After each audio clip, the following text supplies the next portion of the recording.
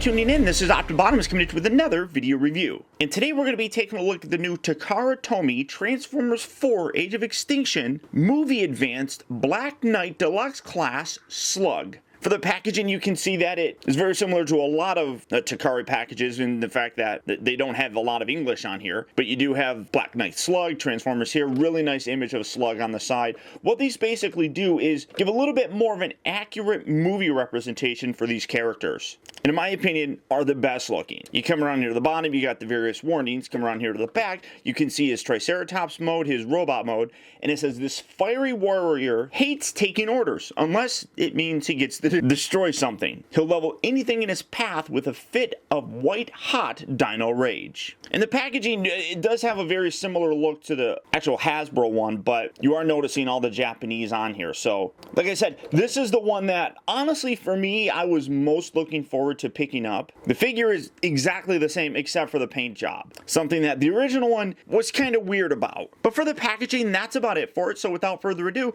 let's get him open and see how cool he actually is. Alright guys, so here we have the Black Knight version of the Deluxe Class Slug opened up and out of its packaging. And because I promised my buddy I would do this, here's your shout out, Carlos. This video is dedicated to you, sir. But basically what you're looking at, like I said earlier, is just a little bit of a more accurate looking representation of how Slug looked in the Age of Extinction movie. Basically, they've recolored a lot of parts on here. This back section here is actually, for the most part, is essentially the exact same, but there's nothing really to show different other than bringing him in and doing the comparison. And here you have it. Whereas this guy looks like the Skittle regurgitation, the other one has the much darker movie look to it. But as you can see, the back section here, this is basically the same. So this spinal area here is the exact same, but you can see that the tail down here is recolored. A lot of this purple bit has been recolored to black. Come around here to the actual horns, you can see you got the soft, ugly, pale gray plastic here instead of the much nicer looking black. And again, the face has been nicely repainted with the black. You got a lower jaw that's actually the same color as opposed to this one, which didn't match. The crest around here, you got this nice silver and black paint, whereas this has the red and the purple. On the side here is where the Hasbro version of Slug's Autobot logo is, and then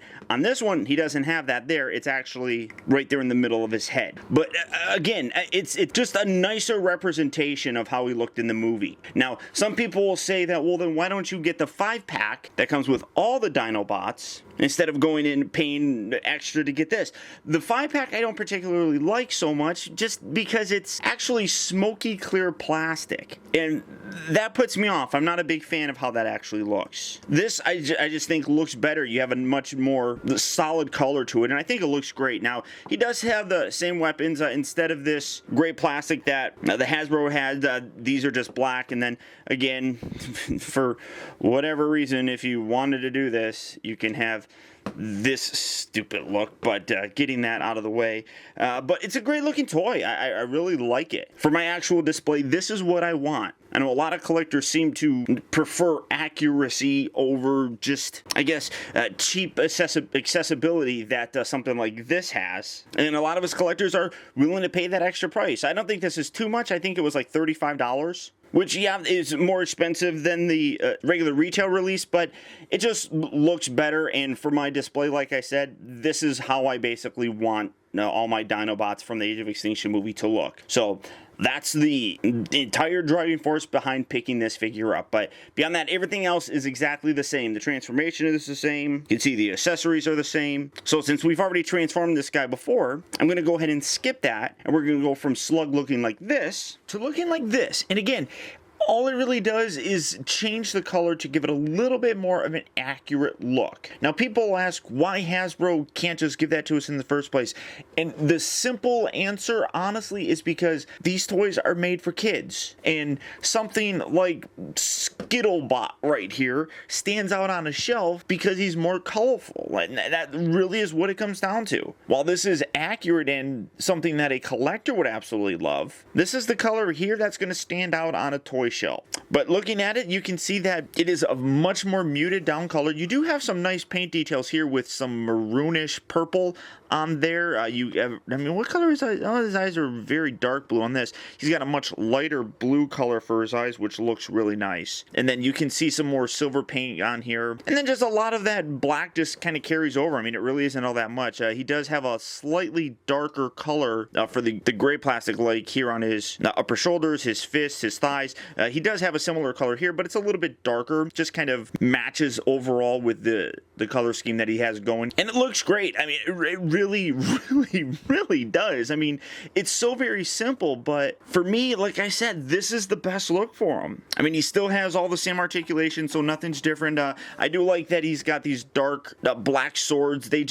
Those look a little bit nicer when you're kind of displaying them. They just, especially here in his robot mode. I mean, obviously his dynamo, they look kind of silly when you display them like that, but I mean, in general, it looks very cool. His articulation is all the same. It is, like I said, the exact same mold. The only thing that's different really will be the paint applications, but it just gives you that much more accurate look from the actual film. And for me, that's the biggest selling point. That's why I like this. That's why I was willing to pay that premium price to pick this figure up. All in all, it just comes together really very nice. Now, one thing I will say is that for some reason, I mean, I don't know, maybe I didn't have that rotated all the way out, but there seems to be a smaller gap between here and on the actual Hasbro one. It's kind of interesting, but I might not have that rotated all the way down. I guess that's a possibility, but I like him. I really think that he's very cool. If you are looking for